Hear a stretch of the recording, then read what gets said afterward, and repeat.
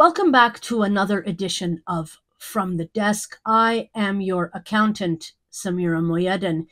It was a week like any other week, but also unlike any other week. You've killed tens of thousands of civilians. You've killed paramedics. You've killed journalists. You've even killed your own hostages.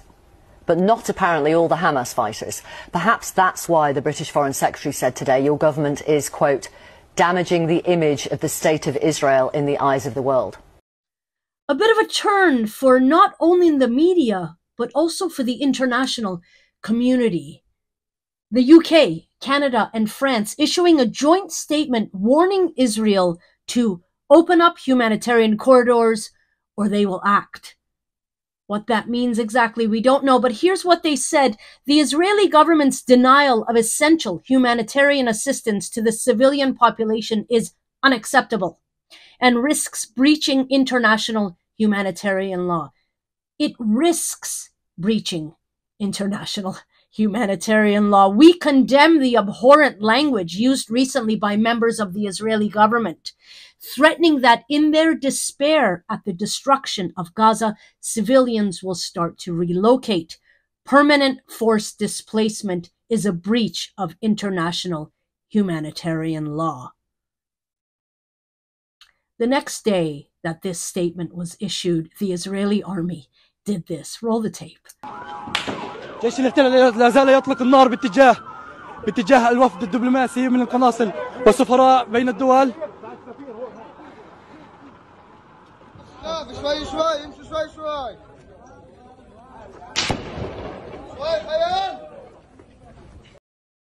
Shooting at delegates from 24 different countries who were visiting the occupied West Bank. Now, that delegation included 4 Canadians. So I wrote to Global Affairs Canada to ask how are they planning to respond to this? And here's what they wrote back. Canada is considering a range of options for concrete actions to respond with if Israel does not cease the renewed military offensive in Gaza and lift its restrictions on humanitarian aid. So they warned them about continuing their military offensive. Do you know what Israel did 10 hours after that statement was issued? They bombed a 4-story home belonging to the Daruda family in Jabalia, killing 50 people. And an hour, just 1 hour before I came into this studio, Israel bombed the home of Nasser Hospital pediatrician, Dr. Allah al-Najjar in Khan Yunis, and burned alive her 9 children. Now, I warn you, this footage is very disturbing. We're not going to show the video of the Palestinian workers retrieving the bodies of these children, but the footage is out there. We won't be playing it here on YouTube because we will get banned. But as I said, it's out there for everyone to see on many other platforms. And so while the international community keeps trying to figure out where exactly their red line is, here at home in Toronto, this happened. Amended recorded vote.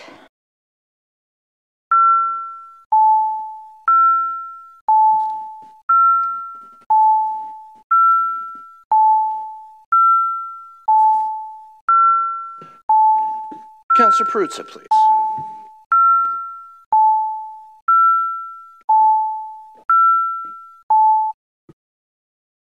Speaker, the item is amended as adopted. The vote is 16-9.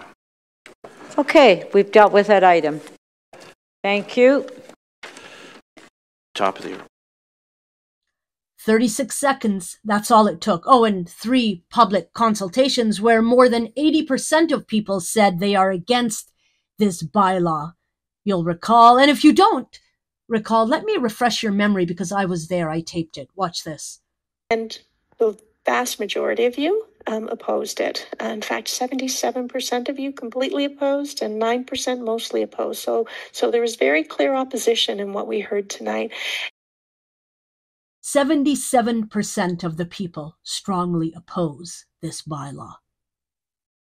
So Toronto passes this bubble zone legislation limiting protests in potentially 3,000 locations. Let's get that map up so people could see. There it is. These dots are what the City of Toronto calls vulnerable institutions. Now, the day in council was full of folly and a myriad of motions that were brought forth to amend the bylaw.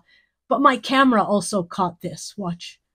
What precedents do we have? That was your last question. No, I have one more question. Okay, please. go ahead. Yes. One what last. incidents in the city have we seen where children have been subjected to people uttering hate or intimidation in accessing their place of daycare or schools? Thank you.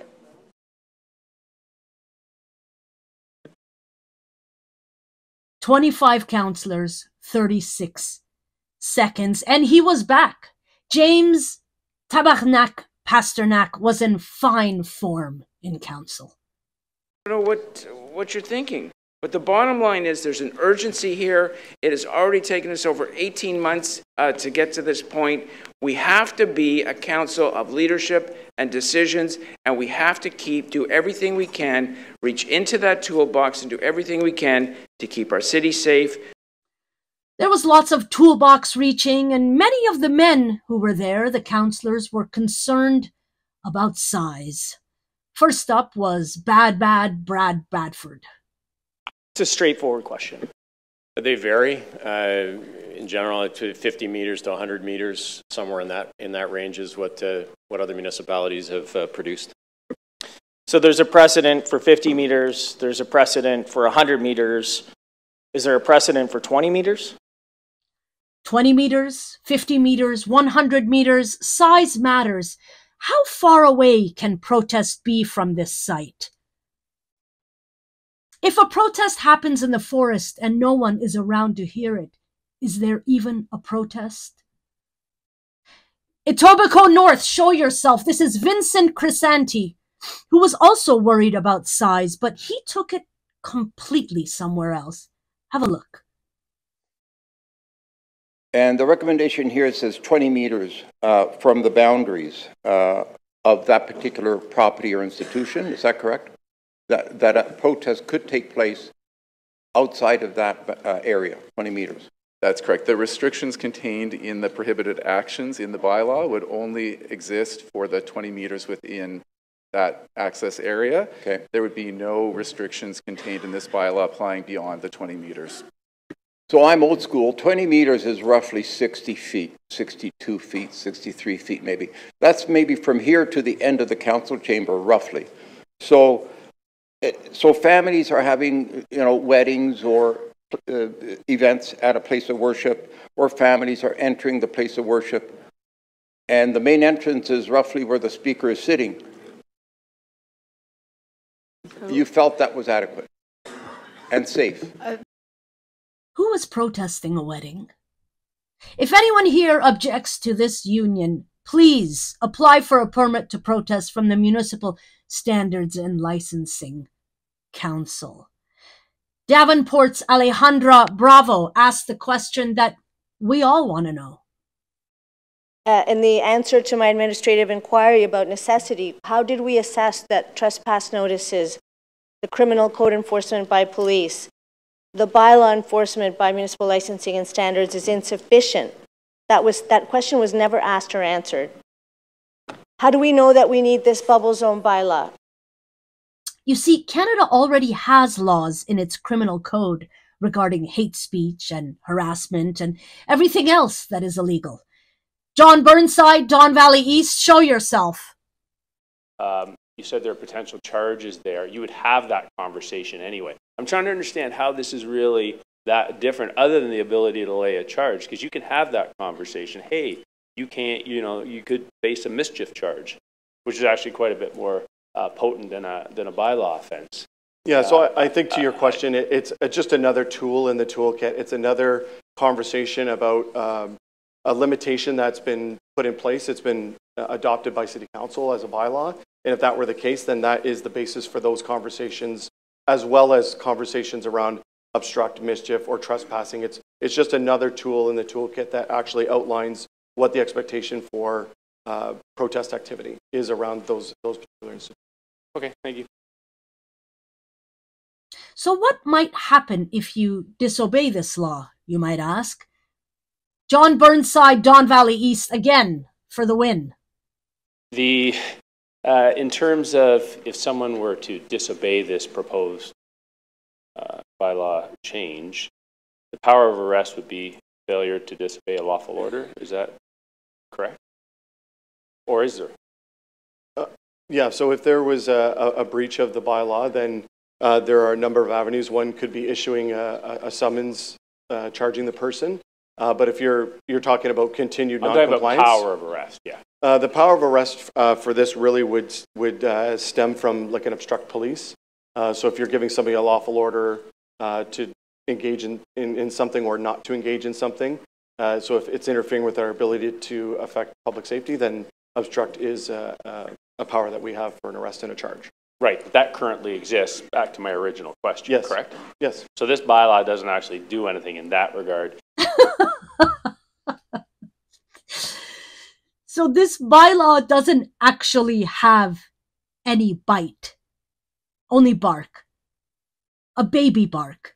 Baby bark, dude. Yeah, fuck. A baby bark that is costing taxpayers in this city $2 million. Councillor Mike Cole, Eglinton Lawrence. There's been no debate in Queen's Park about this systemic hate. Zero debate at Queen's Park. Yet we have had to fill the gap. We have to step up and do something. And it is bylaw. Unfortunately, that's all we have at our disposal. It was bylaws. Asking our bylaw department to deal with the, please, could you stop this conversation here?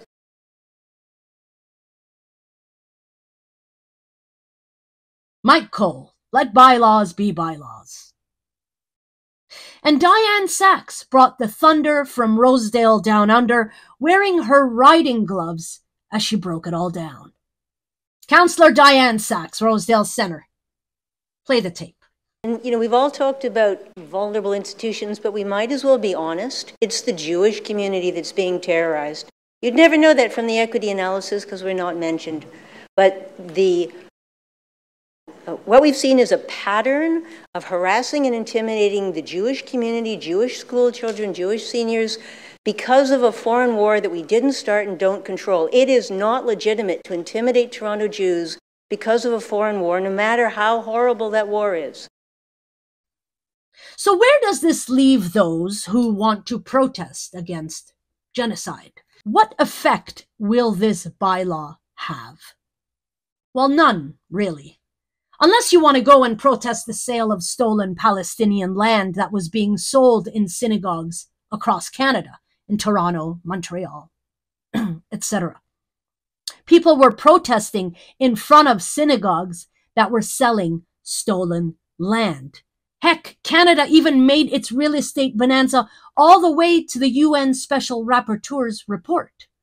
Western citizens who are selling and purchasing property stolen from the Palestinians in the occupied Palestinian territory. I recently discovered that this happens in Canada and elsewhere in the world. You see, that's what no one talks about. How we got here, the root causes. Why were people protesting in front of synagogues? Because international and domestic laws were being broken inside those synagogues. It is a crime to sell stolen Palestinian land. All those Anglo neighborhoods aren't going to sell themselves. Anglo neighborhoods. That's what councillors Sachs and Tabarnak and Bad Brad Bradford and the like forget to tell you. Why people were protesting. Anglo neighborhoods. Remember who voted for this bylaw next time we're voting for city council. It's not easy being green. All over North America, we're seeing institutions change their laws, make new laws, break old laws, just so that people who want to simp and shill for this genocide can do so comfortably. On the Line Media will continue to bring you these stories. Stay tuned.